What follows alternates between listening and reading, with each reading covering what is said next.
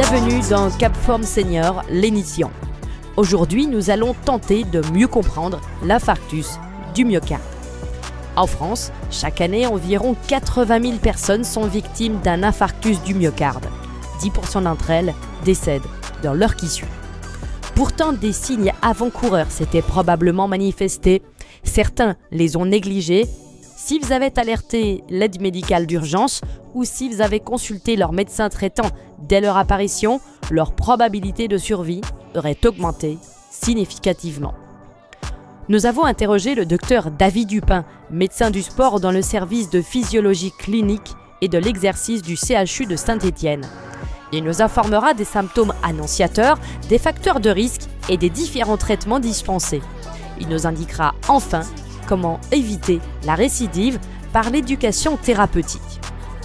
L'infarctus survenu une fois à la phase aiguë traitée, une réhabilitation cardiaque personnalisée est indiquée pour restaurer ou améliorer les capacités physiques du patient.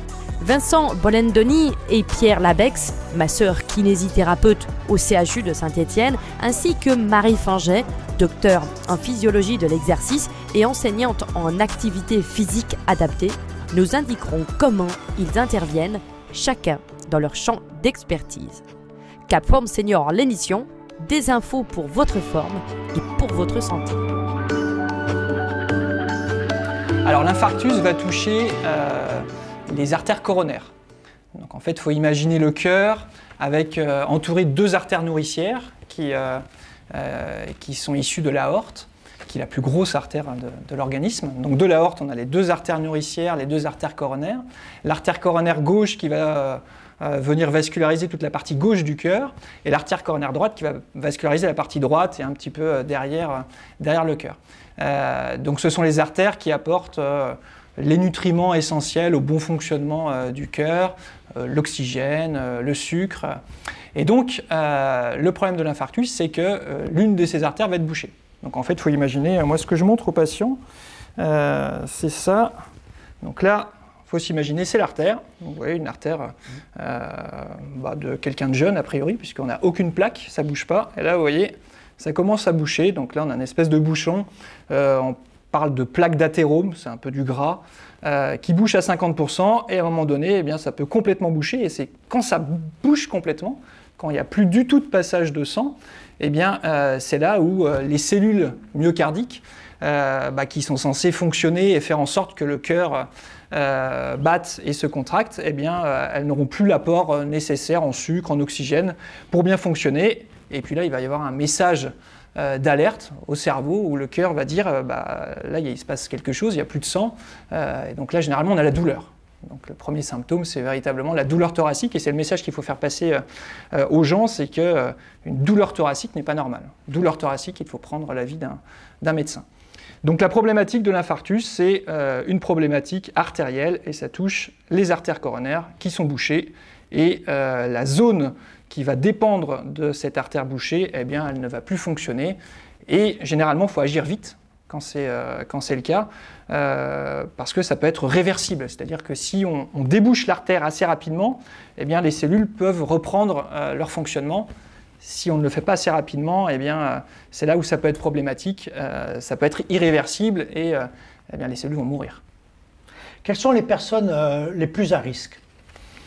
Alors, les personnes les plus à risque, c'est là où on va parler des facteurs de risque cardiovasculaires.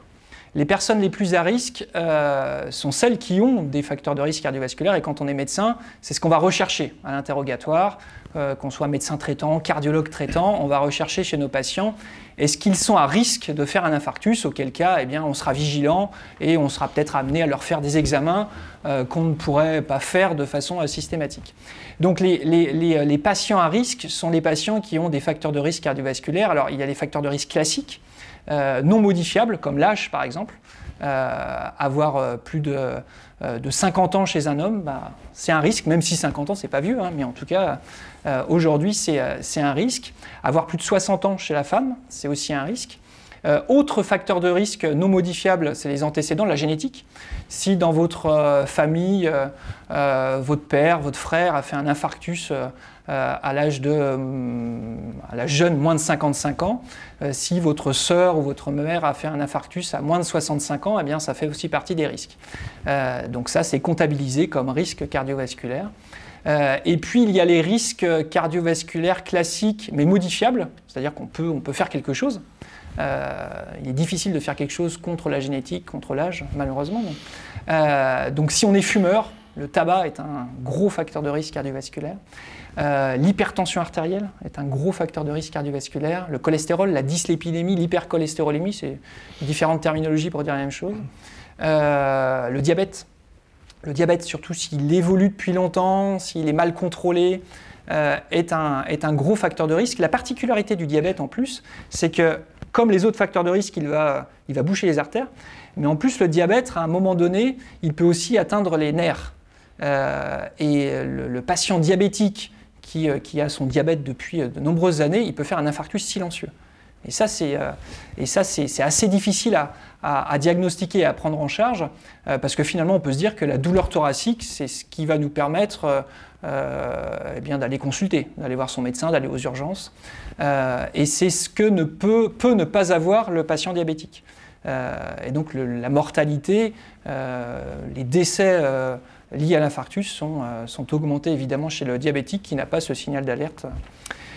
Donc ça, ce sont les facteurs de risque classiques, et puis il y a des facteurs de risque plus récents, qu'on a mis en évidence depuis peu. L'inactivité physique, c'est-à-dire ne pas atteindre les recommandations actuelles d'activité physique, et la sédentarité, qui est un autre comportement, qui est le fait de rester trop longtemps assis. Et bien ça, ce sont vraiment deux comportements, deux véritables facteurs de risque cardiovasculaire qui aujourd'hui, on sait, tuent plus que l'obésité, tuent plus que le diabète, et tuent plus que le tabac. Et qui sont des facteurs de risque cardiovasculaire modifiables, importants, sur lesquels on essaie d'agir. Et puis, il y a le dernier facteur de risque le plus récent, c'est le stress. On s'est intéressé au stress devant un profil de patients assez particulier. Il y a quelques années, il y a 15-20 ans, alors j'étais pas là, je parle de choses que mes chefs Jean-Claude Barthélemy et Frédéric Roche m'ont raconté, mais il y a une vingtaine d'années, l'infarctus, c'était vraiment la pathologie du sujet âgé, plus de 60 ans, même 70-80 ans, on se disait, bon, c'est un peu physiologique de faire un infarctus à cet âge-là, et depuis une dizaine d'années, on voit des gens beaucoup plus jeunes. Il n'est pas rare de voir un patient de 40 ans, même 30 ans, à faire un infarctus. Et on a mis en avant un profil assez surprenant de patients finalement qui n'ont pas de facteur de risque cardiovasculaire. Ils ont une bonne hygiène de vie, ils font du sport, ils ne fument pas. Et le profil qu'on a mis en avant, c'est des patients qui sont cadres en entreprise, qui ont des responsabilités. Et c'est là où on a commencé à s'intéresser au stress. Et donc on sait aujourd'hui que le stress au travail, le stress dans la vie de tous les jours, qui n'est pas stressé aujourd'hui, va entraîner des spasmes au niveau des artères. Donc imaginez en plus une artère qui est un petit peu bouchée, mais pas complètement, avec un spasme, ben là on peut créer un infarctus, quoi. Donc c'est le dernier facteur de risque cardiovasculaire qu'on a mis en évidence, et très probablement dans une dizaine d'années ou dans quelques années, on mettra sûrement en évidence d'autres facteurs de risque cardiovasculaires, environnementaux, liés à la pollution, etc. Alors vous avez peut-être répondu par anticipation, mais je vais quand même vous poser la question. C'est est-ce que l'infarctus peut survenir chez une personne n'ayant aucun antécédent clinique à risque? Mais peut-être que le stress n'était pas considéré comme ça. Ouais. Évidemment, le tableau clinique initial n'est pas comme dans les livres. Nous, on a appris en médecine à diagnostiquer l'infarctus devant la douleur thoracique, vraiment au milieu de la poitrine, qui monte jusqu'au cou, qui peut aller jusqu'à l'épaule gauche. Mais déjà, le tableau initial, la clinique, les symptômes au départ peuvent ne pas être comme cela. Et puis, en effet, je vous ai parlé des facteurs de risque cardiovasculaire, mais on peut avoir un patient qui fait un infarctus et en effet qui n'a pas de facteur de risque cardiovasculaire. Et à l'interrogatoire, on se rend compte qu'il y a une notion de stress, stress au travail, parce qu'il a d'autres responsabilités, parce qu'il a de la pression, il a beaucoup de gens sous lui dont il est responsable, le stress familial, qui n'est pas stressé aujourd'hui dans sa famille, ses enfants, etc.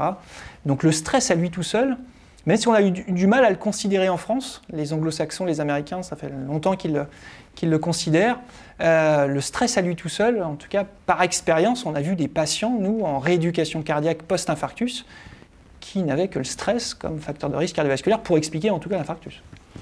Alors vous avez parlé également comme facteur de risque de surveiller peut-être si on avait un parent, une sœur, un père, une mère qui avait subi un infarctus auparavant, donc il y a une prédisposition héréditaire. Oui, il y a une prédisposition héréditaire, ça malheureusement on n'y peut rien, hein. C'est ce qu'on appelle un facteur de risque cardiovasculaire non modifiable et ça c'est notre travail à nous médecins, quand on prend en charge un patient, eh bien, de considérer l'existence de cette génétique. Donc quand on suit un patient, on l'interroge systématiquement sur est-ce que dans votre famille, il y a des gens qui ont fait un infarctus, un arrêt cardiaque, jeunes, et donc pour nous jeunes, c'est moins de 55 ans chez l'homme et moins de 65 ans chez la femme, première génération, ça touche les frères et sœurs, les parents, la génétique sur des cousins, oncles et tantes, c'est un peu moins intéressant. Vous avez également parlé de la douleur thoracique comme signe annonciateur de l'infarctus. Est-ce qu'il y a d'autres signes annonciateurs? Combien de temps avant la crise peuvent-ils apparaître? Est-ce qu'ils sont plutôt fulgurants ou progressifs? Et sont-ils différents d'un individu à l'autre? Alors oui, c'est complètement différent d'un individu à l'autre, c'est pour ça que c'est difficile encore aujourd'hui de diagnostiquer l'infarctus du myocarde. Quand les symptômes apparaissent à l'effort, c'est là où on n'est pas encore au stade d'infarctus. Et c'est là où c'est important de bien l'expliquer aux gens, c'est qu'il n'est pas normal d'avoir un symptôme quand on fait un effort. Quand on fait un effort, quand on fait du sport, mais même un effort banal, hein, monter les escaliers, jardiner, il n'est pas normal d'être essoufflé. Ça peut être un premier symptôme annonciateur d'un infarctus. Imaginez une artère qui est un petit peu bouchée, mais pas complètement. Eh bien, ça peut entraîner un espèce d'essoufflement quand on fait un effort. Quand on fait un effort, on stresse un peu plus le cœur et les artères qui peuvent un petit peu se rétracter. Et dès lors, l'essoufflement peut être un signe annonciateur d'infarctus. La douleur thoracique à l'effort. Donc, c'est les cyclistes, hein, le cycliste qui monte le Ventoux et qui, au bout du Ventoux, a une espèce de petite douleur. Mais dès qu'il s'arrête, ça va. C'est un peu ça, généralement c'est les symptômes qui arrivent pendant l'effort et dès qu'on s'arrête ça va. Ça c'est très annonciateur de quelque chose de cardiovasculaire. Donc l'essoufflement, la douleur thoracique et puis ça peut être les palpitations aussi. On sent notre cœur qui palpite, à un moment donné le cœur il régule plus rien, il est plus régulier. Donc ça peut aussi laisser présager quelque chose de pas très bon derrière. Donc généralement quand on a ces symptômes là, c'est bien d'en parler à son médecin traitant. Donc en premier c'est un avis du médecin traitant. Qui fera après les examens nécessaires pour aller dépister ou non un problème cardiaque ou en tout cas une plaque, un bouchon sur les artères coronaires avant l'infarctus. Parce que c'est ça, ce qu'on essaie de faire en médecine, c'est de prédire l'infarctus avant qu'il arrive. Et on se rend compte que finalement, quand on interroge les patients qui ont fait un infarctus, qui nous disent « bah oui, j'ai eu la vraie douleur dans la poitrine, vraiment, au petit matin, ça m'a serré. » Et du coup, c'est la première fois que vous avez eu la douleur, et ils nous disent « ah mais non, mais ça fait 3 mois que j'ai une espèce de douleur quand je randonne. » Donc c'est ça le message. Le message à faire passer, c'est qu'il n'est pas normal d'avoir une douleur quand on fait de l'exercice, il n'est pas normal d'avoir une douleur quand on bricole, il n'est pas normal d'être essoufflé au moindre effort alors qu'on est jeune et qu'on est plutôt en bonne forme. Donc les symptômes annonciateurs de l'infarctus à l'effort sont absolument incontournables et importants à prendre en compte. Et puis après, évidemment, il y a les symptômes au repos. Et là, j'aurais tendance à dire, généralement, les symptômes au repos, c'est un peu trop tard. Enfin, quand on a un symptôme au repos, douleur thoracique au repos, c'est que c'est bouché complètement, quoi. Donc là, on est au stade d'infarctus, et donc là, c'est plus le médecin traitant qu'il faut appeler, c'est le 15. C'est le 15, c'est les pompiers, c'est enfin, en tout cas se rendre aux urgences immédiatement, quoi. Est-ce que la caractéristique de ces symptômes, est-ce qu'elle varie en fonction du degré de gravité de l'infarctus qui s'annonce? Le plus souvent, non. C'est ça qui est difficile.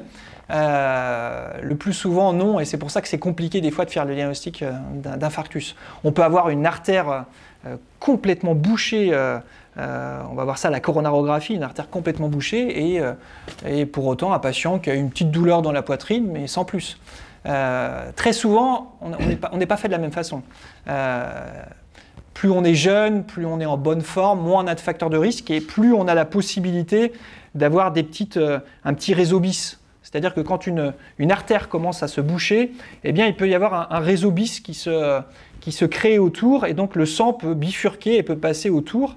Et donc ça peut cacher un petit peu le côté artère bouchée, et ça peut arriver chez les gens jeunes qui ont la possibilité de mettre en place ce genre de vascularisation périphérique en parallèle. Et donc dans ce cadre-là, même sur une artère complètement bouchée, eh bien, on peut avoir une petite douleur et pour autant l'artère est véritablement bouchée. Ou au contraire, on peut avoir une petite branche d'une artère coronaire bouchée et avoir une scène infarctoïde, vraiment la vraie scène de l'infarctus comme dans les bouquins, grosse douleur dans la poitrine. Donc non, généralement le symptôme n'est pas lié à la gravité. Il l'est quelquefois, mais ce n'est pas une vérité vraie. Alors, outre ces symptômes cliniques, comment confirmer le diagnostic de l'infarctus? Est-ce qu'il y a des examens particuliers qui peuvent venir renforcer ce qui semble être un infarctus par rapport aux signes cliniques qu'a ressenti le patient? Alors, il y a 3 examens. Donc, généralement, quand on a douleur thoracique, on passe en premier aux urgences, parce que c'est un infarctus jusqu'à preuve du contraire. Qu'on soit pris aux urgences ou par les pompiers, on va avoir en premier un électrocardiogramme de repos. Donc on va avoir les électrodes pour regarder l'aspect électrique du cœur. Et déjà sur cet aspect électrique du cœur, on peut avoir des modifications de contraction. On peut s'imaginer un cœur dont l'artère coronaire est bouchée à une extrémité, à un endroit, eh bien, il va pas battre de la même façon et donc son activité électrique sera modifiée. Donc ça, on peut déjà le voir sur le tracé électrique du cœur. Très souvent, en plus de l'électrocardiogramme de repos, on va faire une prise de sang. Sur la prise de sang, on va rechercher une trace de souffrance du cœur. L'organisme est assez bien fait. Quand le cœur souffre, il va sécréter une molécule. Il va dans la circulation. Donc cette molécule, par exemple, c'est la troponine, c'est une petite protéine qui va être augmentée dans la circulation et qui illustre la souffrance du muscle cardiaque. Et donc quand ce muscle cardiaque n'est pas assez vascularisé, eh bien, il va sécréter cette petite molécule. Et donc quand on a un électrocardiogramme suspect, avec une anomalie électrique, quand on a une troponine qui est très très augmentée sur la prise de sang, on va au dernier examen qui va faire et le diagnostic et qui peut aussi faire le traitement et la prise en charge, la coronarographie. Et donc la coronarographie, eh bien, on va visualiser en direct l'aspect des artères et voir à quel niveau l'artère elle est bouchée. Et puis on peut aussi être amené eh bien, à dilater l'artère, donc à écraser complètement le bouchon là, et puis mettre un ressort même pour rétablir la circulation. Alors tout à l'heure, vous nous avez dit que par moment, à l'interrogatoire des patients, vous avouez avoir ressenti des douleurs thoraciques plusieurs mois peut-être auparavant et les avoir négligées. Donc peut-on passer à côté d'un infarctus? Ah oui, tout à fait. Ouais. On peut passer à côté d'un infarctus sans être un mauvais médecin ou sans être un mauvais soignant. Même si aujourd'hui, il est plus facile de diagnostiquer et de prendre un infarctus, de prendre en charge un infarctus qu'il y a des dizaines d'années, il est toujours autant compliqué d'avoir un taux de diagnostic de 100%. Mais non, c'est pas tout le temps comme dans les livres, quoi. Évidemment, on va pas se louper sur la vraie douleur au milieu de la poitrine qui serre, où le patient il est suant, où ça monte dans le cou au petit matin. Mais en effet, le patient qui va nous dire je me sens fatigué, ça peut être ça aussi, une fatigue. Ça peut être une fatigue. Les symptômes annonciateurs, ça peut être tout simplement une fatigue qui persiste, le sommeil n'est pas réparateur, je me sens toujours un peu fatigué. Ouais, ça c'est assez compliqué, hein, devant une fatigue chronique, penser à un infarctus. Donc devant, malgré tous ces signes apparents, le conseil qu'on pourrait donner aux personnes, c'est soit de consulter peut-être son médecin traitant dans un premier temps, soit en cas de symptômes qui s'affirment un peu plus, peut-être tout de suite appeler les urgences. Oui, c'est ça. En résumé, c'est symptômes à l'effort, pendant l'exercice, pendant le sport, médecin traitant. Surtout si c'est des symptômes qui s'arrêtent quand on arrête l'effort, et le plus souvent c'est ça. Symptômes au repos, mais vraiment la douleur thoracique au repos, c'est les urgences tout de suite. Là, il ne faut pas perdre de temps, il faut déjà poser le diagnostic et puis rapidement prendre en charge le patient. Alors, quelle incidence en France sur une année? Et est-ce qu'on observe une répartition différente selon les sexes? Alors, sur une année, c'est à peu près 80 000 infarctus en France. C'est des chiffres c'est des chiffres des statistiques françaises qu'on peut retrouver assez facilement. Le taux de mortalité, il est autour des 10% immédiatement dans les quelques jours qui suivent l'infarctus. Et à 1 an, ce taux de mortalité, il a sensiblement diminué. Il est passé à 1 an de 10% à 2-3% quand on a fait un infarctus.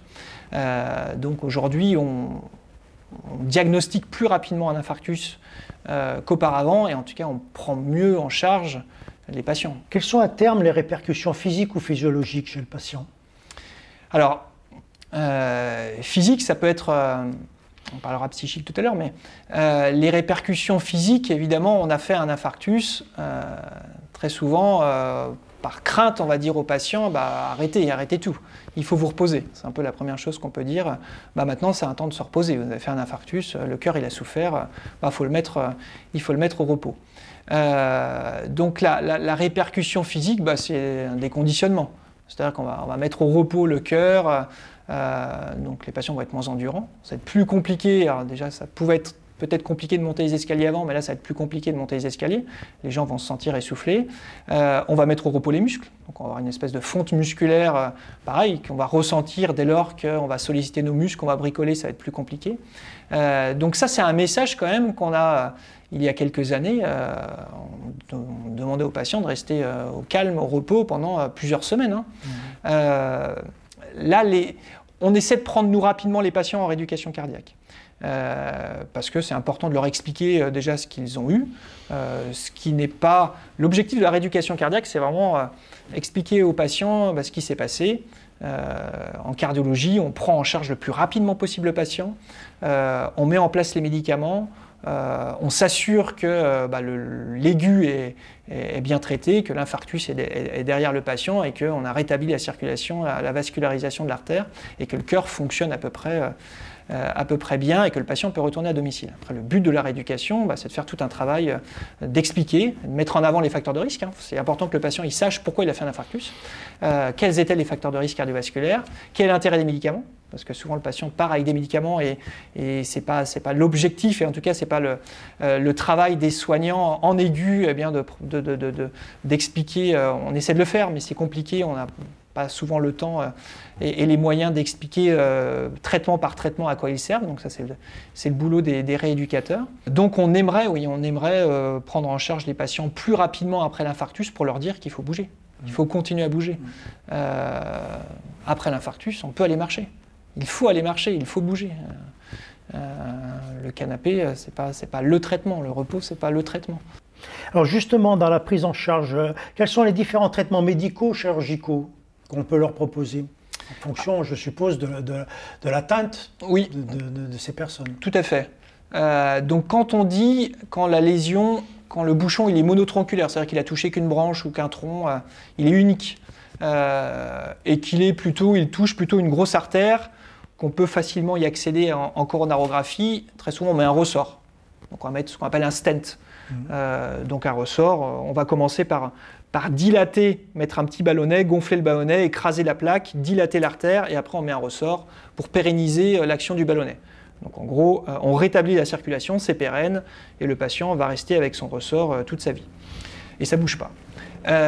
Si la lésion est toujours monotronculaire, elle touche une seule branche artérielle, mais qu'elle est un peu mal située, elle est sur une extrémité, on peut difficilement y accéder avec la coronarographie, parce qu'il faut s'imaginer qu'il y a l'aorte, qui est un énorme diamètre, Et puis de l'aorte naissent les artères coronaires. Et plus on descend vers la pointe du cœur, plus c'est fin, quoi. Et quand c'est très très fin, malheureusement, c'est difficile d'y accéder. Donc là, parfois, on peut mettre que le traitement médical, c'est-à-dire qu'on propose des fluidifiants, des anticoagulants pour essayer de fluidifier un petit peu le sang et faire en sorte qu'on puisse rétablir la circulation, même si c'est souvent compliqué quand c'est mal situé. Et puis, on peut être aussi amené, quand il y a des plaques partout, quand on peut imaginer le bouchon, il est très très mal positionné, vraiment en amont de la naissance de l'artère coronaire gauche. À un moment donné, il y a l'artère coronaire gauche qui naît de l'aorte et qui va se diviser en 3 branches. Là, si on a ce qu'on appelle une lésion tritronculaire qui touche les trois troncs, on va proposer un pontage. Parce que là, le stent ne tiendra pas et on ne sera pas efficace. S'il y a des bouchons de partout, on peut imaginer, il y a une lésion responsable de l'infarctus, mais généralement, quand on fait la coronarographie, on en profite pour faire le tour du propriétaire, on regarde un petit peu ailleurs, parce que pourquoi il n'y aurait qu'une lésion? Pourquoi il n'y aurait qu'un bouchon? Donc on s'assure que les artères ne soient pas bouchées un peu de partout. Si on voit que c'est bouché un peu de partout, là, on va proposer le pontage. Donc en gros, il y a 3 lignes de traitement médicales, quand malheureusement, on ne peut pas accéder à la dilatation, à l'angioplastie, au stenting. La dilatation, le ressort, le stent, et puis le pontage aorto-coronarien. On fait un pont entre l'aorte et puis le bas, et l'aval du bouchon, pour rétablir la circulation. Alors si on passe par un traitement médicamenteux, est-ce que c'est quelque chose qu'on garde après tout le temps de sa vie? Oui, alors de toute façon, le traitement médical, tout le monde va sortir de cardiologie avec un traitement médicamenteux, qu'on ait proposé un stent, qu'on ait proposé un pontage initialement, ils vont tous sortir avec les mêmes traitements. On a un moyen mnémotechnique en médecine, c'est basique. Basique, c'est pour se rappeler qu'il faut absolument que le patient il sorte de cardiologie avec un bêta-bloquant, c'est le B, un antiagrégant plaquettaire, c'est le A, une statine contre le cholestérol, c'est le S, I comme inhibiteur de l'enzyme de conversion, c'est un traitement antihypertenseur pour la tension, et C, il faut absolument qu'on fasse en sorte qu'on puisse contrôler les facteurs de risque du patient. Donc en gros, c'est par exemple le patient fumeur, on va lui proposer un sevrage tabagique.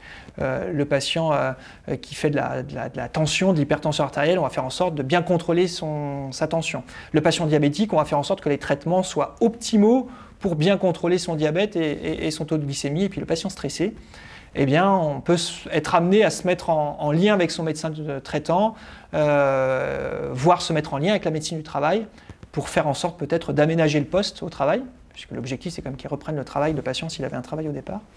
Se mettre en lien avec la médecine préventive du travail pour peut-être voir les possibilités d'aménagement de poste, et puis peut-être enlever quelques responsabilités déléguées pour peut-être ôter ce facteur stress au travail. Quel est le taux de récidive? Par quoi est-il influencé? En gros, quel est le portrait robot du récidiviste? Alors, c'est aussi des choses que j'ai lues sur des statistiques françaises. Il y aurait 20% de récidive, qui est un chiffre finalement assez important. Mais quand on a ces patients qui ont récidivé, très généralement, on a une explication. Le profil type du patient récidiviste, c'est le patient diabétique. Très souvent, quand même, c'est le patient diabétique mal contrôlé. Vraiment, un diabète, on a du mal à contrôler, avec une glycémie qui est toujours importante, malgré les traitements qu'on essaie d'instaurer et qui sont normalement optimaux. C'est le patient tabagique qui n'a pas arrêté de fumer, malgré les recommandations, malgré l'aide au sevrage. Ça peut être le patient qui a réussi à être sevré quelques mois, quelques années, et puis à un moment donné, c'est plus possible. De façon générale, c'est le patient chez lequel on n'a pas bien contrôlé les facteurs de risque. On n'a pas été très bon, ou en tout cas, le patient n'a pas compris l'intérêt de contrôler certains facteurs de risque cardiovasculaires, d'avoir une meilleure hygiène de vie, une meilleure hygiène diététique. Et puis, tout simplement, c'est le patient qui ne peut plus prendre ses traitements.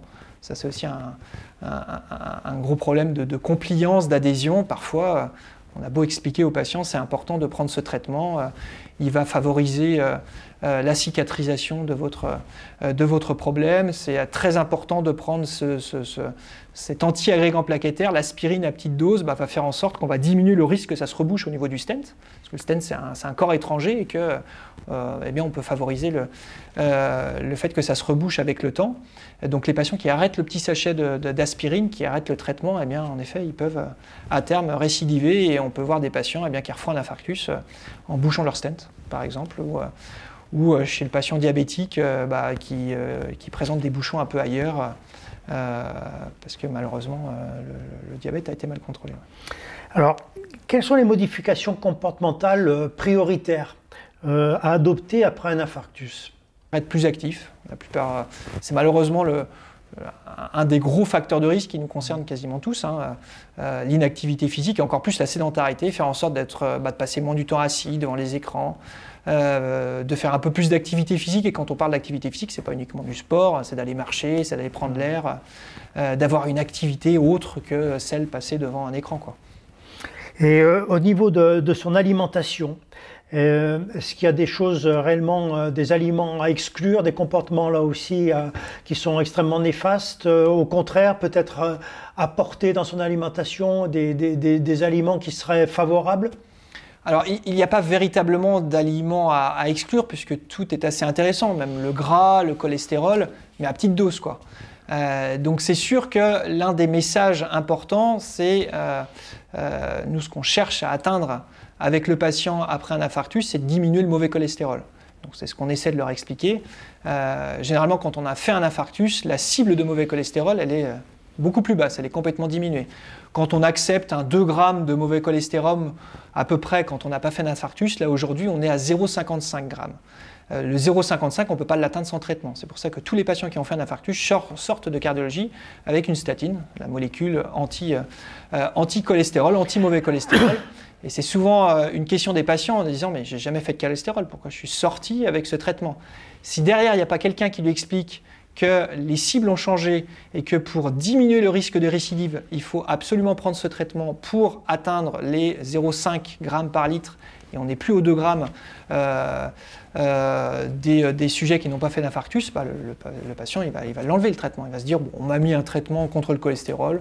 Dans la famille, il n'y a jamais eu de cholestérol. Le médecin a toujours dit que le cholestérol chez nous était au plus bas. Oui, avoir 1 gramme de cholestérol, c'est bas. Mais quand on a fait un infarctus, c'est trop haut. Et donc, il faut diviser ce cholestérol. Il faut être à 0,5. 0,55 même plus exactement. Donc si on n'explique pas ça aux patients, c'est sûr que bien, ils vont arrêter les traitements et donc ça prend du temps mais c'est quelque chose de nécessaire. Alors venons-en justement à l'activité physique et plus peut-être particulièrement à la pratique sportive. Donc généralement recommandée pour bien vieillir, notamment pour maintenir ses capacités cardio-respiratoires. Quelle place lui accordez-vous dans la prévention des maladies cardiovasculaires? Bon, la principale. Bon, après, je suis médecin du sport. Donc, la principale, je pense qu'on... ça pourrait être une étude intéressante. Hein. Je pense qu'en diminuant l'inactivité physique et en diminuant la sédentarité dans la population, je pense qu'on diminuerait drastiquement le taux d'incidence d'infarctus du myocarde. On sait aujourd'hui que l'inactivité physique tue plus que le tabac, tue plus que le diabète, tue plus que l'obésité. La sédentarité, on en est aux prémices des études parce que c'est compliqué d'évaluer la sédentarité, mais on sait que la sédentarité, c'est un comportement encore aussi délétère que l'inactivité physique. Donc c'est quelque chose de central. On doit tous être actifs, on doit tous faire en sorte de diminuer le temps passé assis, et ça doit passer, ça doit commencer dès le plus jeune âge. Justement, avant de commencer à pratiquer, doit-on obligatoirement avoir un bilan médical préalable, j'allais dire chez tout un chacun, et puis peut-être plus particulièrement chez les seniors? Alors j'aurais tendance à dire bilan médical obligatoire, je dirais non, tout dépend de l'intensité de l'exercice. Si vous voulez faire du yoga, si vous voulez faire de l'aquagym, si vous voulez faire de la gym douce, bon, ce sont des exercices de l'activité physique de faible intensité. Faible à moyenne intensité, j'aurais tendance à dire que non, pas d'examen médical obligatoire au préalable. Il peut être intéressant de proposer un examen médical si on pratique du sport. Donc, si on parle d'intensité, c'est intensité légère, marche, intensité modérée, marche rapide, intensité vigoureuse, les courses à pied, et c'est l'intensité vigoureuse qui correspond au sport.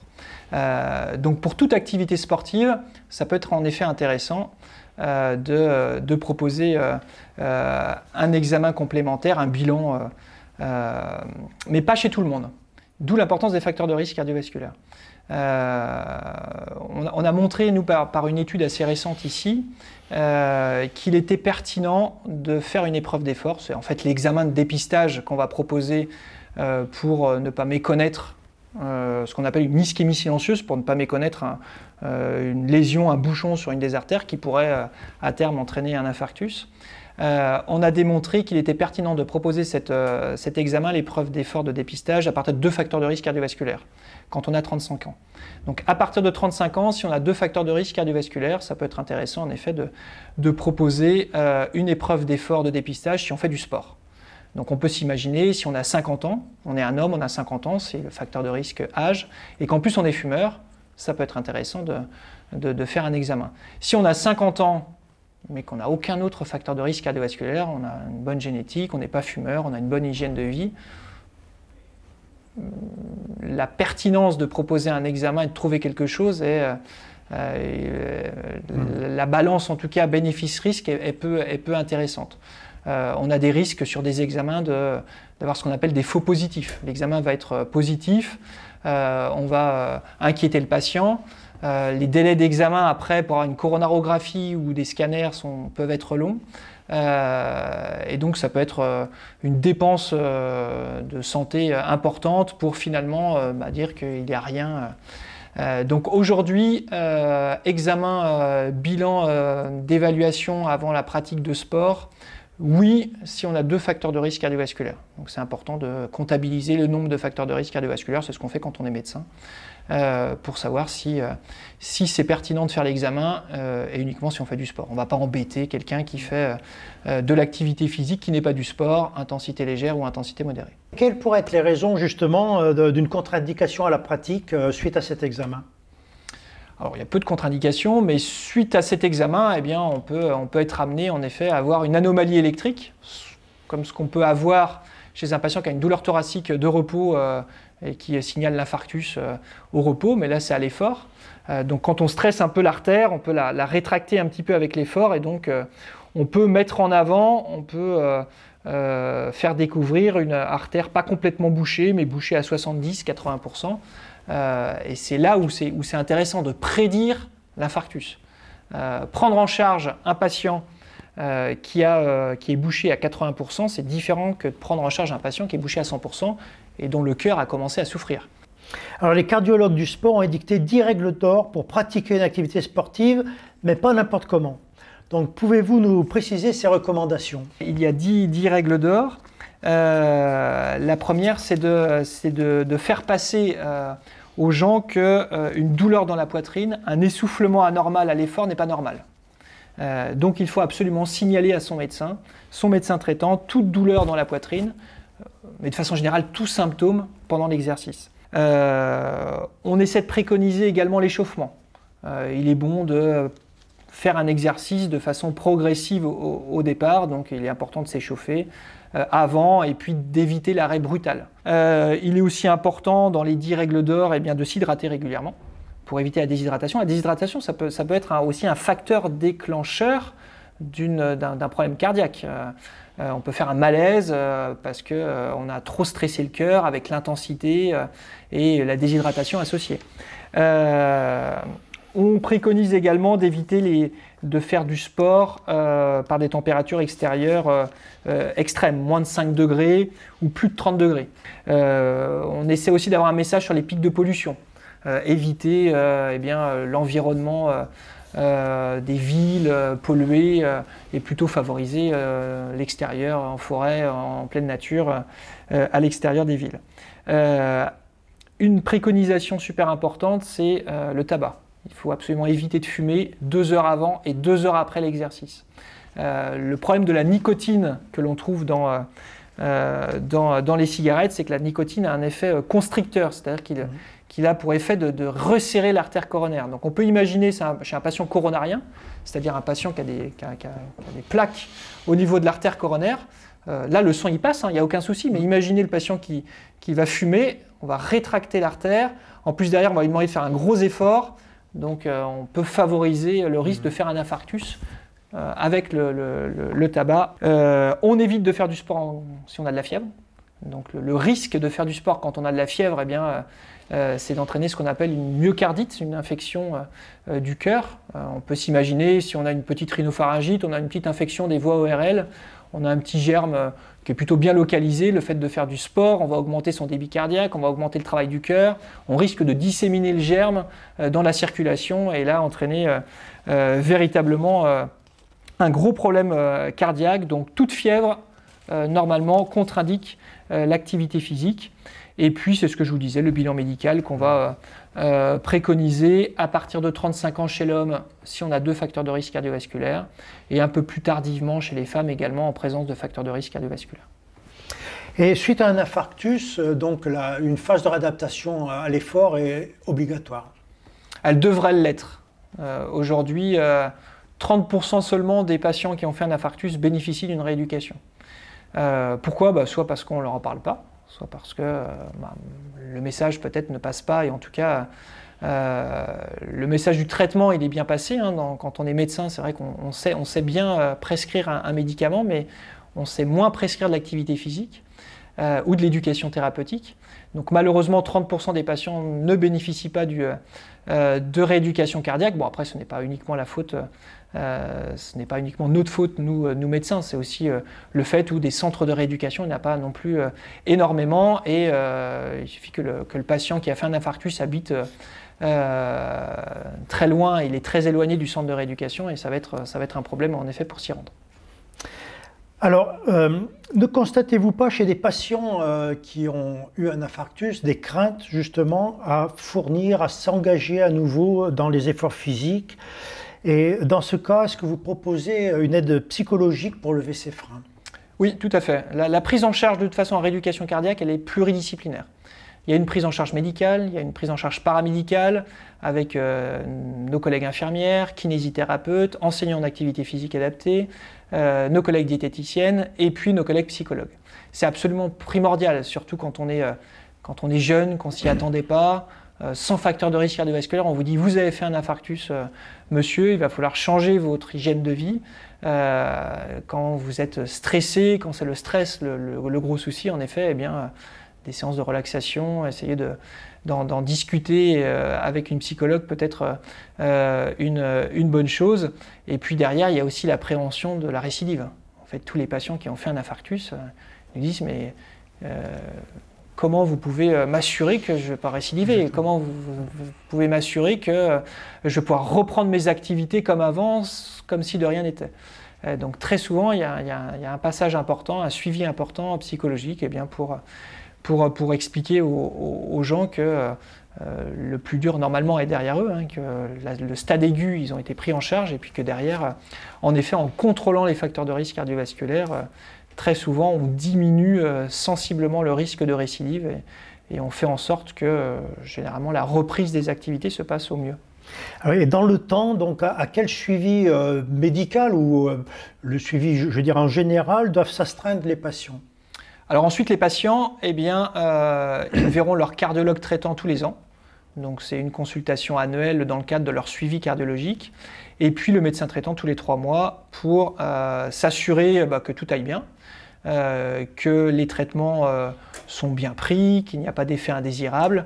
Donc la réévaluation des traitements, la réévaluation du patient, s'assurer qu'il soit devenu actif, sportif s'il ne l'était pas avant, s'assurer qu'il soit moins sédentaire. C'est tous les 3 mois.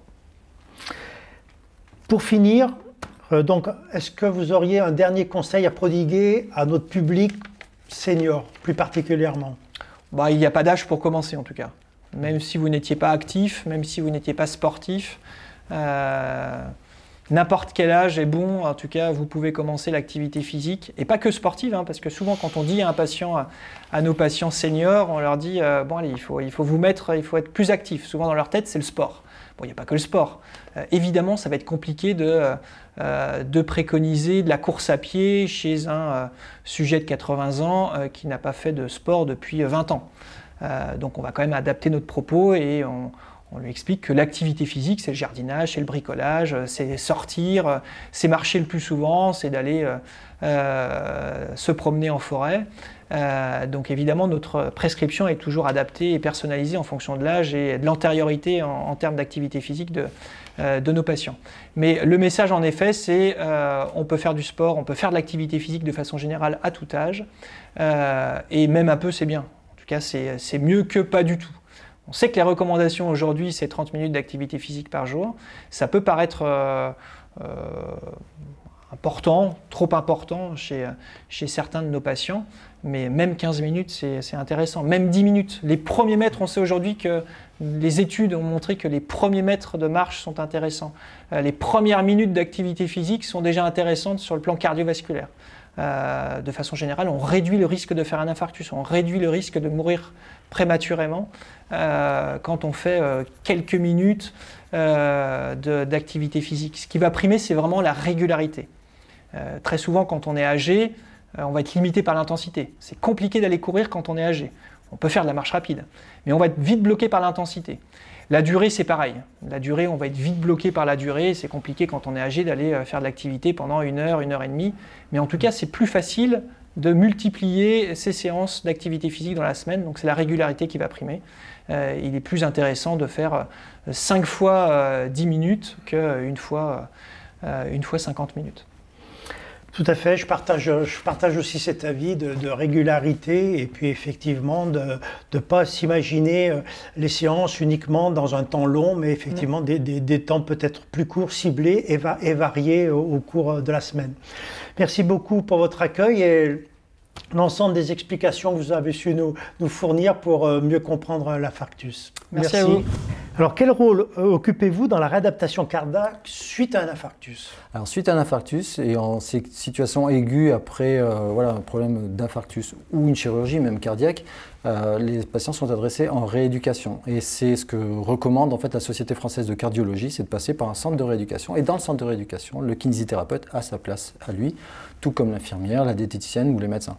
Donc, on est dans le centre de rééducation. Donc, on participe un peu à l'évaluation de nos patients.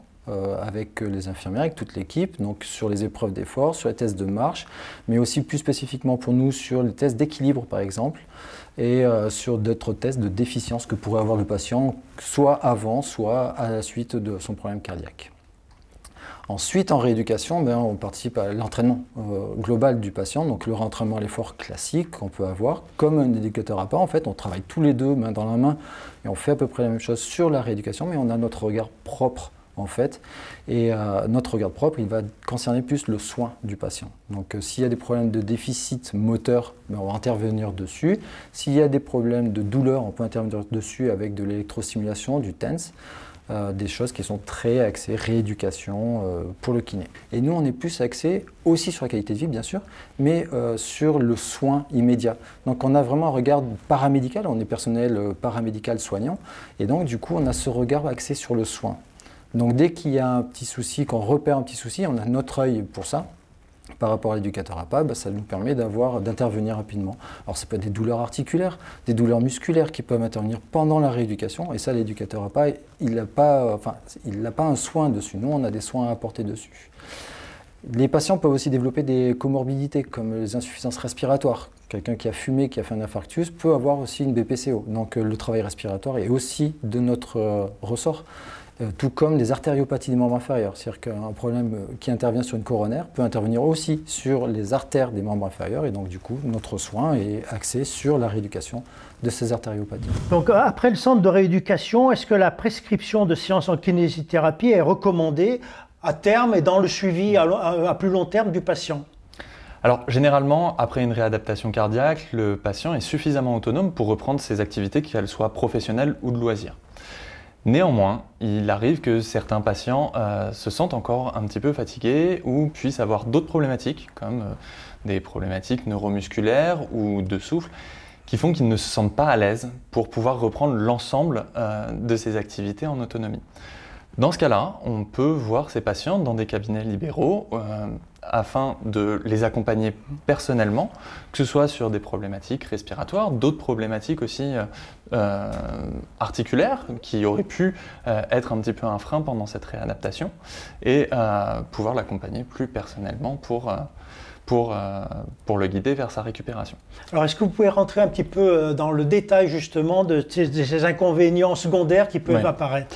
Alors, ce qu'on va pouvoir retrouver selon le type de chirurgie qui a été appliquée chez ces patients dans le cadre de leur réhabilitation cardiaque, s'ils ont par exemple eu une thoracotomie, donc ils ont été ouverts sur l'ensemble du thorax, il peut y avoir des problèmes cicatriciels et des problèmes respiratoires qui vont se mettre en place.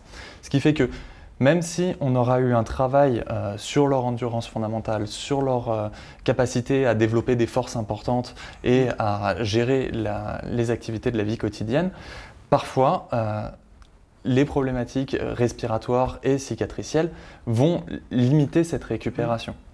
Dans les autres problématiques qu'on pourra avoir, vu que c'est des personnes qui ont en général un certain âge, il peut y avoir des soucis ou des problématiques associées au niveau articulaire ou musculaire. On va retrouver par exemple pas mal de problématiques d'épaule, on va retrouver pas mal de prothèses qui ont déjà été mises en place et qui ont peut-être été un frein à cette rééducation.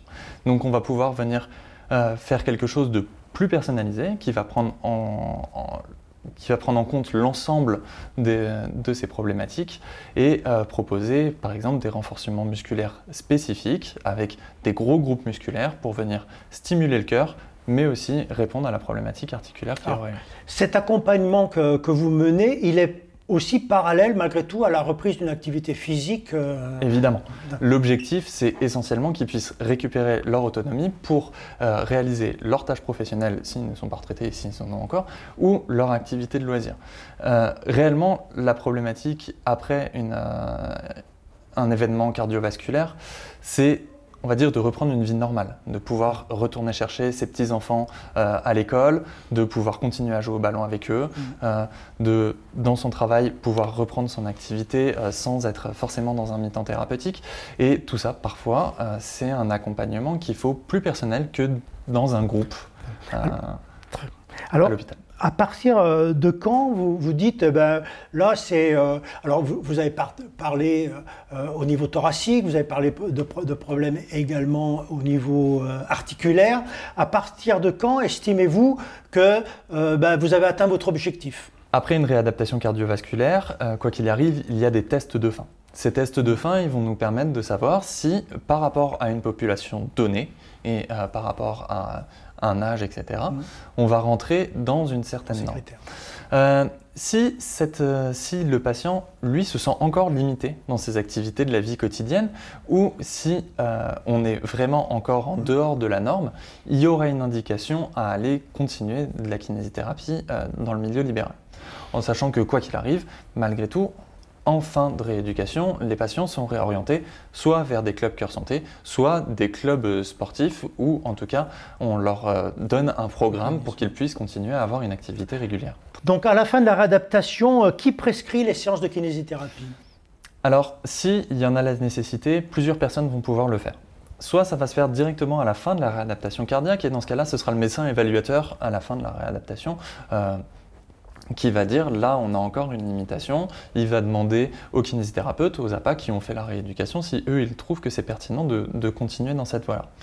L'autre personne qui peut être amenée à represcrire des séances peut être le cardiologue, même s'il sera vu a posteriori de la fin de la réadaptation, ou le médecin généraliste qui peut considérer que c'est nécessaire.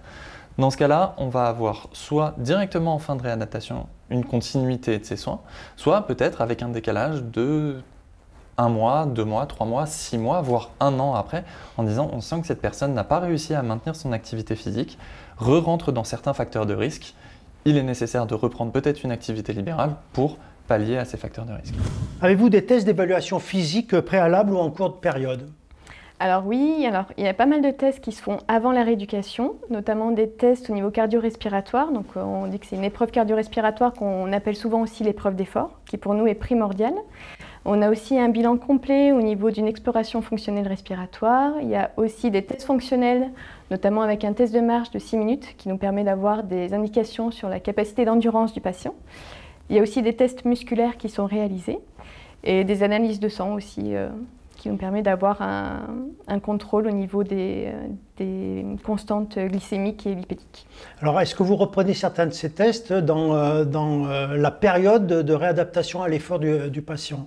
Alors, ces tests, non, généralement, ils ne sont pas refaits en milieu de rééducation, on les fait plutôt à la fin, voilà, après le programme de réentraînement à l'effort.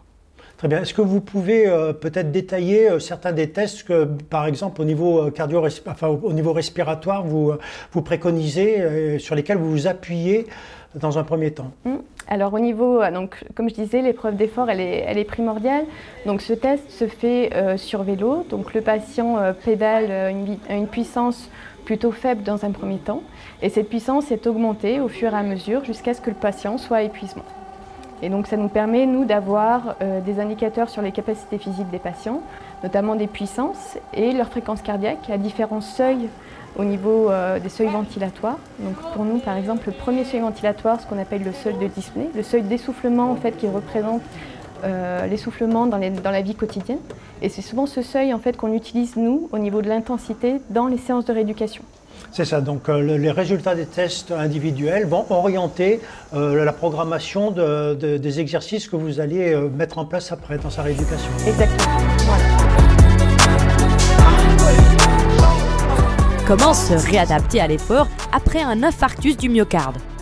Yves Goujon, enseignant en activité physique adaptée, intervenant dans le service de réhabilitation cardiaque du CHU de Saint-Étienne, nous précisera les orientations du programme d'activité physique indiqué dans les séances de rééducation. Il nous conseillera quant à l'activité physique à poursuivre en autonomie.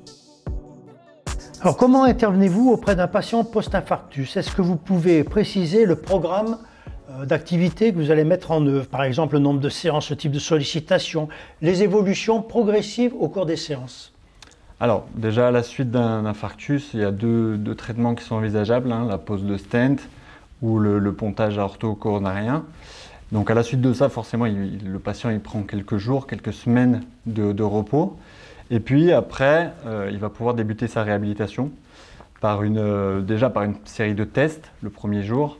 Ensuite, il va pouvoir débuter sa réhabilitation, une vingtaine de séances, 3 par semaine et des séances d'1 heure et demie. La dominante de ces séances, c'est du réentraînement à l'effort, donc du travail d'endurance sur vélo d'appartement, sur tapis de marche, sur lequel on va essayer d'instaurer une progression au fur et à mesure des séances. À côté de ça, on va proposer du renforcement musculaire, soit sur appareil de musculation, sur presse. On a aussi un appareil de musculation des membres supérieurs. Donc c'est des séries assez longues et des charges assez légères. Forcément, l'objectif c'est de refaire un petit peu de muscle chez des patients qui sont déconditionnés de par l'incident cardiaque. On propose également des séances de renforcement musculaire avec du petit matériel, des séances de gym, donc avec des haltères, avec des ballons, avec des bâtons. Et l'objectif, à la fois c'est du renforcement musculaire, du travail de l'équilibre, de la proprioception, de la coordination. Et puis ça a aussi pour objectif de faire découvrir plein de petites choses que le patient va pouvoir reproduire facilement à son domicile, soit à court terme, soit à moyen terme, soit voire même à long terme. On propose également durant cette réhabilitation des séances de marche nordique. Ça c'est vraiment intéressant parce que c'est une activité qui est vraiment l'activité santé par excellence et souvent c'est assez méconnu la marche nordique. Et puis ça a l'avantage de sortir de l'hôpital. Les patients qui ont fait un infarctus, souvent il y a un choc qui est important, psychologique. Et donc souvent les patients ils viennent en réhabilitation, ils se sentent en sécurité parce qu'on leur prend les constantes, parce qu'il y a des infirmières, ils sont au sein de l'hôpital, mais ils n'osent pas faire de leur côté, chez eux, quand ils rentrent chez eux.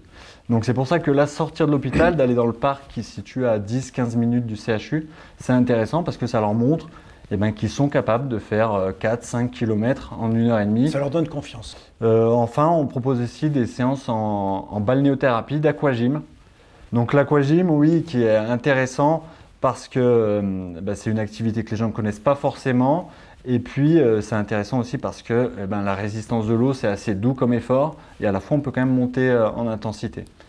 Et puis il y a l'avantage aussi que l'eau, c'est assez relaxant et donc c'est pareil, ça a ce côté-là qui n'a pas d'autres activités. Voilà un petit peu pour le protocole de réhabilitation de ces 20 séances.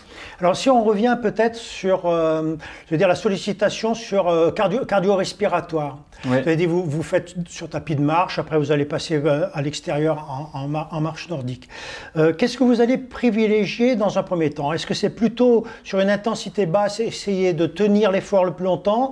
Est-ce qu'à un moment vous allez amener le patient à aller chercher plus d'intensité? Comment vous jouez avec ces deux constantes, volume-intensité, sur ce type d'effort? Alors nous, on se base vraiment sur l'épreuve d'effort à VO2 max. On a le seuil ventilatoire qui est déterminé à ce moment-là. Et donc, les premières séances, on va y aller vraiment progressivement. C'est des séquences de 10 minutes. On va essayer vraiment, c'est une phase d'habituation. Et puis assez rapidement, on va essayer chez les patients pour qui ça se passe bien, on va essayer de proposer des séances au seuil ventilatoire, soit du constant, soit on fait beaucoup des séances en fractionné. Vraiment pour essayer de faire progresser. Donc ça essentiellement sur vélo. Sur tapis, c'est pareil, on va essayer, on a moins de, disons que ça ne nous donne pas la puissance directe. Donc quand les séances de réadaptation cardiaque qui sont sous votre contrôle sont terminées, est-ce que vous fournissez aux personnes un programme d'activité sportive à faire en autonomie? Alors ce qu'il faut bien comprendre, c'est que l'infarctus du myocarde, il touche pratiquement tout le monde. Ça peut être aussi bien le sportif de 45-50 ans que la personne âgée de 80 ans qui n'a jamais fait de sport de sa vie. Donc je ne peux pas donner un programme à tout le monde le même, ça n'aurait aucun intérêt. Donc ce que j'essaie de faire, c'est en fin de réhabilitation, toujours de faire un entretien où j'essaie de déterminer 3 choses. La première, c'est de son historique. Est-ce que la personne elle est sportive? Est-ce qu'elle est active? Est-ce qu'elle a des activités physiques ou pas? La deuxième chose, c'est ce qu'elle aime, la personne. Est-ce qu'elle aime le vélo? Est-ce qu'elle aime le tapis? Est-ce qu'elle aime l'eau? Est-ce qu'elle aime son chien? Est-ce qu'elle aime sortir avec ses amis, faire des activités collectives? Et enfin, la troisième chose, ses ressources environnementales et matérielles. Est-ce qu'elle habite en ville? Est-ce qu'elle habite à la campagne? Est-ce qu'elle a un vélo d'appartement chez elle? Et forcément, en fonction de ces 3 points, on va essayer de déterminer des objectifs qui soient cohérents avec la personne. Donc parfois, ça peut être des programmes très précis avec des charges à soutenir, des fréquences cardiaques à respecter, vraiment des programmes vraiment construits. Et puis des fois, c'est des objectifs très simples. Pour la personne qui a 80 ans, qui n'a jamais fait de sport de sa vie, déjà, si par exemple, elle va chercher son pain à 10 minutes à pied de chez elle, plutôt que d'y aller en voiture, c'est déjà ça de prix. Je ne vais pas pouvoir lui donner un programme très précis, 4 fois par semaine, des séances très intenses, parce que je sais qu'elle aura du mal à le tenir sur la durée. D'accord. Est-ce qu'il y a quand même des préconisations générales que vous donnez? L'objectif, c'est de faire des efforts d'endurance, essayer de poursuivre en fait ce qu'on a initié pendant la réhabilitation. Donc des séances plutôt d'endurance, des séances assez longues, 30-40 minutes de marche active, 3-4 fois par semaine. Ça, théoriquement, c'est bien. Mais comme je vous le disais, j'ai fait des appels 1-2 mois après la réhabilitation pour savoir un petit peu ce que les gens faisaient. Et malheureusement, entre les objectifs que j'avais donnés en fin de réhabilitation et 2 mois après, il y a souvent des grosses différences. Nous espérons que ces reportages auront su vous intéresser. Nous vous donnons rendez-vous lors d'une prochaine diffusion de CapForm Senior, l'émission. D'ici là, à vous de jouer, restez actifs.